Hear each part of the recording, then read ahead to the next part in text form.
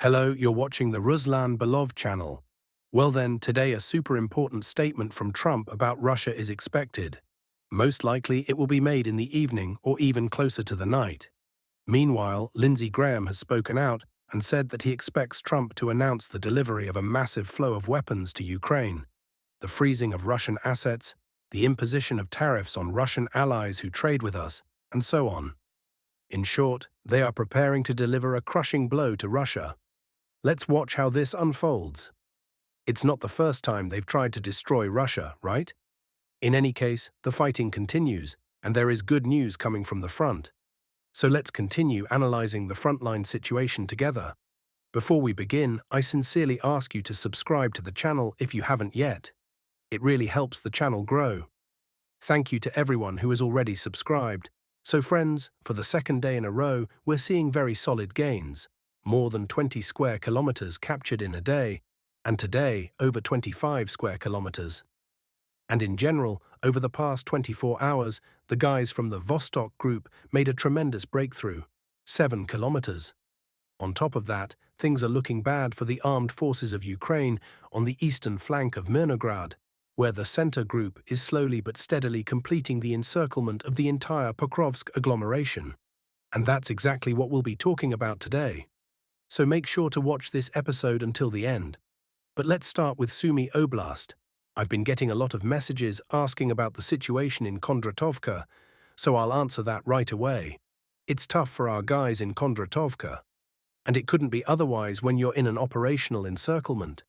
The Russian troops are surrounded by the AFU from 3 sides. Do you think the enemy is just sitting there watching us? Of course not. They're constantly pushing into the village, trying to break into the center and expand their control zone. In fact, a couple of Ukrainian soldiers did manage to break into the center recently, but that didn't end well for them. They got in, and now they're staying there forever. That's how it is everywhere for them. We thought Russian forces might have to retreat from Kondratovka to straighten the front line. But no, for now the guys are holding their positions. And that's despite the fact that the only remaining supply route is by air, via drones. You see, ground resupply is practically impossible. The area is under fire control by the AFU from 2 sides, so the only option is aerial resupply. Despite these brutal conditions and constant Ukrainian attacks aiming to push them out, the fighters are holding the village. Remember Tyoetkino? They held that under similar operational encirclement for 2 months. Now they're doing the same here, holding the line and not retreating. You know, these soldiers deserve monuments. As for other areas in Sumy Oblast, there's positive news of Russian advances in this sector. No specific details or objective control footage yet, but there is reason to believe that this area will soon begin turning red on the map. At the very least, fighters on the ground report that we've begun a steady advance toward Sadki. Things are quiet in Miropolye for now. We're holding the northern outskirts but haven't been able to push further yet. And that's understandable. The village is enormous, 3 times the size of Yunakovka. To storm and capture it would require far more forces than are currently deployed in that sector. All right, now let's turn to our major advances, including the 7-kilometer breakthrough. We'll skip Kharkiv Oblast for now, since there was no progress there in the past 24 hours, and move straight to the eastern flank of Mirnograd. Here, the center group continues its operation to encircle the entire Pokrovsk agglomeration, which includes 3 cities: Pokrovsk itself, Mirnograd, and Rodinske. Even the Ukrainians have started to realize what's happening. Here's a screenshot from yesterday where they write that something terrible is happening near Pokrovsk for the Ukrainian forces. This operation is very well planned and, of course, extremely complex. In the past day, Russian forces advanced 600 meters toward the village of Novotoretskoye. This village is of extreme importance because capturing it would immediately nullify all northern logistics for the Pokrovsk agglomeration, which currently accounts for up to 80% of their supply flow. Once Novotoretskoye is captured, drone surveillance will be established over key supply routes. The railway is only 7 kilometers away, and the highway is 10 kilometers, both within FPV drone range. After drone control is established, physical control will follow, because after Novotoretskoye and nearby Boykovka, There are no more settlements that the AFU can hold on to, not until the railway itself, as you can see on the map. Right now, our positions are just 1.2 kilometers from Novotoretskoye. Not much distance in current battlefield conditions, so fighting inside the village is expected to begin soon. And you know, this whole operation reminds me of something, specifically our own operation earlier this year in Kursk Oblast. Remember how we first cut off all logistics? We forced them to sit there for a month with no ammo, no supplies, no rotation, no reinforcements, nothing. Then everything collapsed for them. It will be the same here. As soon as we reach those supply routes, all that's left is for the western flank to push toward Grishino, and that's it. The massive Pokrovsk AFU grouping will have no ammo, no reinforcements, no rotation. And by the way, just yesterday, Ukrainian military analysts were panicking about this exact scenario. They asked, "Do you understand what happens if the Russians cut our logistics?" And I'll tell you what happens. Either tens of thousands of AFU troops get encircled or they flee in mass panic. Only those two options. Moving on, let's go where we're already seeing mass AFU retreat, the south of Donetsk Oblast. Every day, settlements are falling like dominoes here. Over the past 24 hours, the AFU defenses collapsed, and they retreated.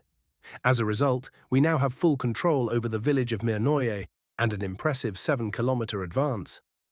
We're actually moving faster than we did this spring, and even back then, a 7-kilometer gain in a day was extraordinary. To put it in perspective, the territory that came under our control in just one day here is over 25 square kilometers, an incredible result.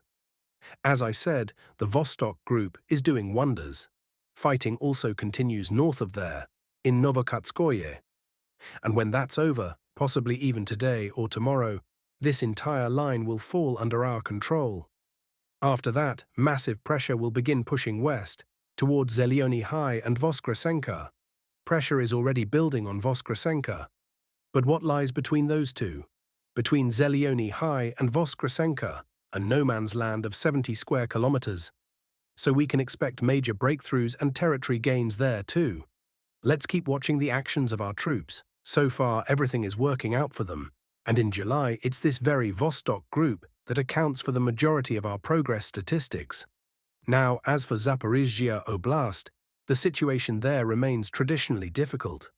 No progress near Malotokmachka either. In Kamenskoye, fighting continues for the northern part of the village. The AFU are holding out as best they can, so the advance has bogged down a bit. But this was to be expected.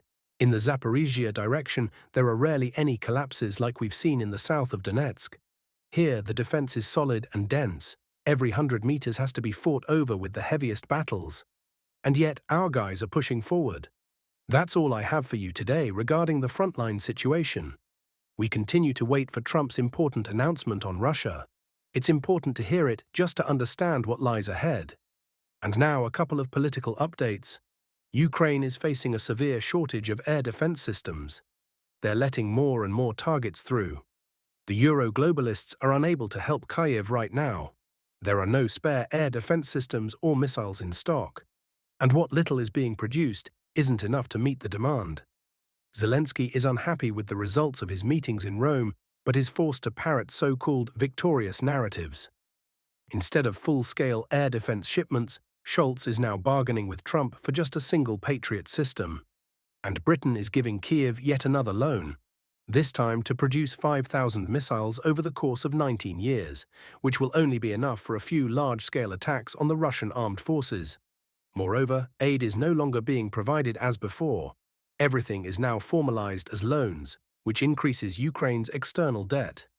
Starting August 1st, the United States is imposing 30% tariffs on imports from European Union countries. This decision by Trump demonstrates not only an economic shift, but also a strategic move to pressure the globalist elite, which for many years granted privileges to Brussels and European economies. Washington, under Trump, no longer intends to act as Europe's economic donor. The new strategy is based on the redistribution of spheres of influence, where every country pays for the right to be called an ally. The White House is constructing a new model of global trade, not one based on universal rules, but on personal agreements, where each player is assessed based on their usefulness and loyalty. Europe, stripped of cheap Russian resources, is losing this competition. Its economy is becoming vulnerable, and its dependence on the United States is turning the situation into a disaster. According to the Telegram channel, The Secret Chancellor, the EU now faces a choice: either continue playing by globalist rules and resist the US, or adapt to a new trade reality where Europe will finally become a mere appendage of Washington. Europe has no tools for a symmetrical response. The idea of retaliatory tariffs now being floated in the EU would be an act of desperation. There is no unity within the bloc about how to respond. Germany fears a blow to its automotive giants. France is worried about falling consumer demand. And Eastern European countries are ready to make concessions just to retain whatever US support remains. The so-called economic sovereign core of the EU is rapidly dissolving, while socio-economic problems are intensifying. Deindustrialization and decline are growing. What we are witnessing is not just a blow to Brussels, but to the very principle of global redistribution that underpinned the era of globalization. Europe has lost in this competition. It has lost its energy base and is now forced to pay for political loyalty. In any case, the transatlantic alliance is entering a phase of irreversible rupture. Analysts in the US have sharply criticized the much-hyped Patriot missile system. Commenting on Iran's attack on the Al Udeid air base in Qatar, Pentagon spokesperson Sean Parnell stated that one Iranian ballistic missile hit the base on June 23rd, while the others were intercepted by US and Qatari air defense systems. At the same time, Tehran had warned about the impending strike, allowing the base to prepare in advance. Satellite imagery later revealed that one of the Iranian missiles had struck a communications hub, or, according to other sources, an early warning radar NFPS-132 worth about $15 million. This was reported by Military Watch magazine. However, the publication also notes that around 20 surface-to-air missiles from nearby Patriot batteries were launched to intercept the incoming missiles, each missile costing roughly $4 million. To be fair, missing only 1 out of 19 is a solid performance, but IRGC sources claimed that 3 missiles actually managed to break through the missile defense. Initially, Washington claimed there was no damage at all. There's another important detail. For this strike, Tehran used Fateh 313 ballistic missiles. Reports also mentioned the use of Fateh 110 and Qiam-1 missiles. The Fateh 110 and Fateh 313 are nearly identical, differing mainly in range, but both boasting high accuracy, with reported deviation within just 3 meters. Qiam, however, has a potential deviation of up to 500 meters. Moreover, Fateh missiles perform minimal maneuvering in the terminal phase, only making slight course corrections, with their final stage speed reaching only about 1.6 kilometers per second. In other words, Iran attacked the base with far from its most advanced missiles, ones that theoretically should be relatively easy targets for the Patriot system, which is specifically designed for missile defense. Yet even against such basic threats, the Patriot often fails. Military Watch magazine recalls that in 2017, Yemeni Houthis launched makeshift missiles at King Khalid International Airport in Riyadh.